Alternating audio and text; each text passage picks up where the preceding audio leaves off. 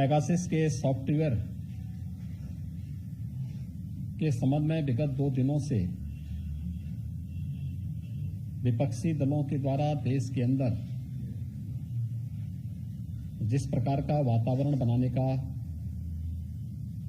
प्रयास हो रहा है, यह विपक्ष के कुत्सित मंशा को उजागर करता है। जाकी रही भावना जैसी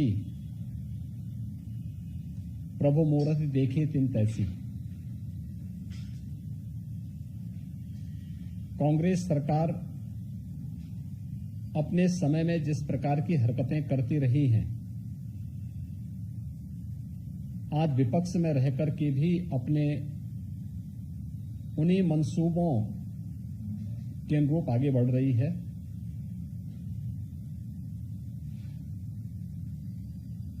कोरोना कालखंड के दौरान देश के अंदर जिस प्रकार का दूषित वातावरण पैदा करने का प्रयास विपक्ष ने किया और एक नकारात्मक राजनीति की,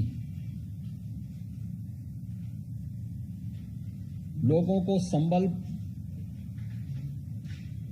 देने की बजाय जिस तरीके की अराजकता का वातावरण पैदा करने का कुत्सित प्रयास कांग्रेस और विपक्षी दलों के नेताओं ने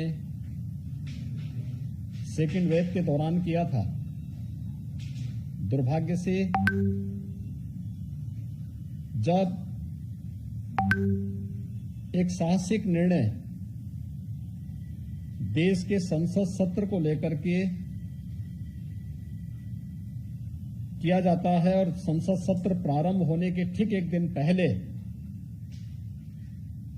इस प्रकार की एक सनसनीखेज चीजों को परोस करके समाज में एक विषाक्त वातावरण पैदा करने का जो कुत्सित प्रयास हो रहा है, राजनीति के घटते हुए गिरते हुए स्तर को प्रदर्शित करता है। विपक्ष पूरी तरह नकारात्मक भूमिका में के साथ में है और उन अंतर्राष्ट्रीय साजिशों का शिकार जाने अनजाने में हो रहा है, जो अंतर्राष्ट्रीय साजिश किसी न किसी रूप में भारत को अस्थिर करना चाहते हैं, भारत को किसी न किसी रूप में अस्त व्यस्त करना चाहते हैं। ये कोई पहली घटना नहीं है। याद करिए,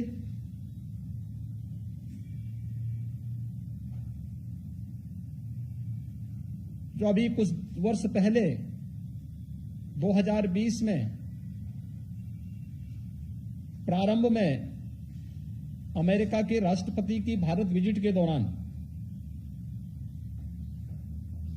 उनके दिल्ली पहुंचने के साथ ही दिल्ली के अंदर हुआ भीषण दंगा क्या एक साजिश का हिस्सा नहीं था? तमाम विपक्षी दलों के लोगों की संलिप्तता उस दंगे के साथ जोड़ करके नहीं देखी गई थी।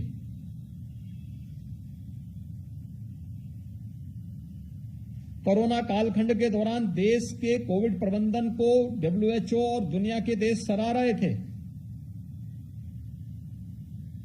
लेकिन भारत के अंदर विपक्ष एक ऐसा माहौल बनाने का प्रयास कर रहा था जैसे कि सरकार इन सभी चीजों से अनभिज्ञ है और महामारी से लोग मर रहे हैं। अंतर्राष्ट्रीय स्तर पर भारत की छवि को खराब करने, भारत को अस्थिर करने के लिए जिन मंसूबों के साथ विपक्ष कार्य कर रहा है, यह अत्यंत दुर्भाग्यपूर्ण है। अनेक ऐसे अवसर आए हैं जब भी देश के अंदर कोई महत्वपूर्ण कार्यक्रम होता है, उससे पहले विपक्ष किसी न किसी साजिश का शिकार होकर के देश के खिलाफ या दुनिया के अंदर भारत के खिलाफ माहौल बनाने के लिए किसी न किसी षड्यंत्र का पार्ट बन जाता है। संसद का यह सत्र अत्यंत महत्वपूर्ण सत्र था और मुझे तो आश्चर्य होता है, ये परिपाटी रही है संसद सत्र में, क्योंकि लगभग 19-20 वर्षों तक संसद के अंदर कार्य करने के लिए का मुझे अवसर प्राप्त हुआ था। भारत के लोकतंत्र की सबसे महत्वपूर्ण प्रहरी और सबसे महत्वपूर्ण स्तंभ देश का संसद है। एक आम नागरिक की आवाज को उस मंच के माध्यम से हम देश के सामने रखते हैं और संसद की परिपाटी रही है कि मंत्रिमंडल के गठन पुनर्गठन के साथ माननीय प्रधानमंत्री के द्वारा नए मंत्रियों का परिचय संसद से कराया जाता है, संसद सदस्यों से कराया जाता है। आपने देखा होगा मंत्रिमंडल के परिचय के कार्यक्रम में ग्रामीण पृष्ठभूमि से जुड़े हुए अनुसूचित जाति, जनजाति, पिछड़ी जाति और उन तबकों से जुड़े हुए मंत्री काफी बड़े पैमाने पर बने हैं, जिन्होंने देश की आजादी के बाद कभी भी नेतृत्व नहीं देखा था। आज जब उस तबके को नेतृत्व दिया गया, उन्हें आगे बढ़ने के लिए एक अवसर प्रधानमंत्री जी ने दिया और उन सभी माननीय मंत्रियों के परिचय संसद सत्र प्रारंभ होने के साथ ही संसद के अंदर होता। विपक्ष को यह रास नहीं आया। संसद एक मंच होता है अपनी बात को रखने का, लेकिन शोरगुल का शिकार हम संसद को बना लें तो लोकतंत्र का गला घोंटने जैसा है। ये लोकतंत्र के साथ खिलवाड़ है और ये लगातार विपक्ष कर रहा है। आपने देखा होगा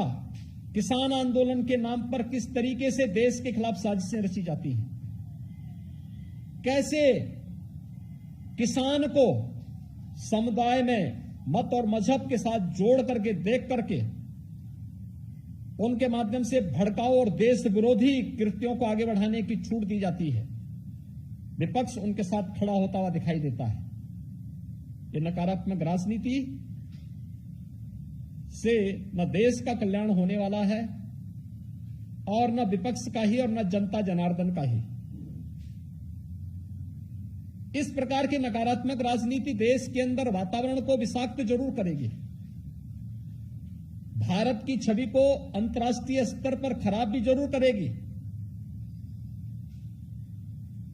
कोरोना कालखंड के अंदर विपक्ष के इस नकारात्मक रवैये के कारण भारत की छवि पहले ही काफी आहत हुई, लेकिन अपनी नकारात्मकता से विपक्ष आज भी बाज नहीं आ रहा है। तथ्यहीन झूठे आरोप लगा लगा करके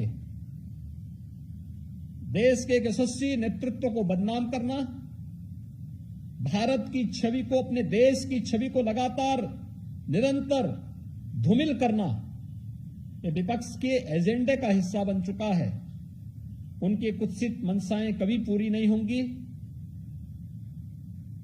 जनता जनार्दन समय आने पर उन्हें फिर से जवाब देगा,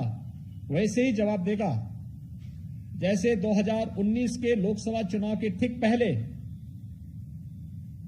राष्ट्रीय सुरक्षा से जुड़े हुए अहम मुद्दों पर, राफेल जैसे मुद्दों को ला करके उस समय विपक्ष ने देश का वातावरण खराब करने का प्रयास किया था। बाद में उनको मुंह की खानी पड़ी थी, न्यायालय में भी और जनता जनार्दन की अदालत में भी। इस बार फिर से संसद सत्र के इस महत्वपूर्ण मुद्दे पर, जहां पर गांव के लिए, गरीब के लिए, किसान के लिए, नौजवान के लिए, महिलाओं के लिए, समाज के विभिन्न तबकों के लिए चर्चा होती, कोरोना महामारी को लेकर के चर्चा होती, वैक्सीनेशन की ड्राइव को कैसे हम समयबद्ध ढंग से आगे बढ़ा करके देश के अंदर पूरा करें, इसको लेकर के इस सदी की इस महामारी से निपटने में सामूहिकता का क्या प्रभाव हो सकता है, इन सब मुद्दों पर जहां एक सार्थक चर्चा का मंच संसद होता, चर्चा का मंच न बना करके शोरगुल और केवल आरोप प्रत्यारोप के साथ ही तथ्यहीन और झूठे आरोप, मनगढ़ंत आरोप लगा करके देश की छवि को भी धूमिल करने का जो कुत्सित प्रयास हो रहा है, ये कभी मंशाएं विपक्ष की पूरी नहीं होंगी। इस प्रकार के मनगढ़ंत और तथ्यहीन आरोपों को एक सिरे से खारिज किया जाना चाहिए। देश की जनता मांग कर रही है कि विपक्ष कोरोना कालखंड में जो एक विषाक्त वातावरण विपक्ष ने बनाया था देश के अंदर, दुनिया के अंदर देश की छवि को खराब करने का कुत्सित कार्य किया था, उसको लेकर के भी और संसद सत्र की कार्रवाई को निर्बाध और निर्विघ्न संपन्न करवाने में योगदान देने की बजाय अपनी इस नकारात्मकता के कारण जनपक्ष से जुड़े हुए, जनता से जुड़े हुए ज्वलंत मुद्दों को संसद में न उठने देना, ये आम नागरिक के जीवन के साथ खिलवाड़ है। विपक्ष को इस बात के लिए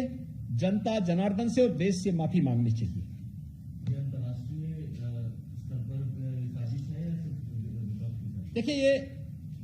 एक बहुत बड़ी साजिश का हिस्सा है कि भारत के संसद सत्र के ठीक पहले, जिस संसद सत्र में